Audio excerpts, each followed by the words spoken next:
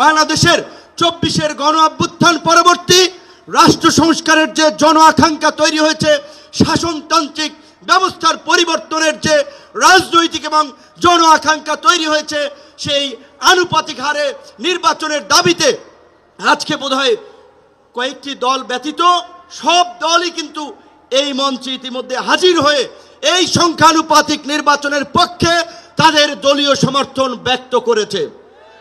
আমরা পরিষ্কারভাবেই সংস্কার কমিশনকে বলতে চাই, সমাবেশ শুধু একটা দলের দেখেছেন, সবেমাত্র শুরু হয়েছে। ইসলামী আন্দোলন আজকে করেছে, 19 তারিখ জামাত করবে, তারপরে গণ অধিকার পরিষদ করবে। রাষ্ট্র সংস্কার এবং জন আকাঙ্ক্ষার বাস্তবায়নে সমস্ত রাজনৈতিক দলগুলো জনসমাবেশের মাধ্যমে এই সরকারকে তাদের সমর্থন দেখিয়ে দেবে। তাই আমরা বলতে চাই, কোন দু একটি দলের উপরে ভিত্তি করে দু একটি দলের কথায় সংস্কারের নকশায় পরিবর্তন আনা যাবে না।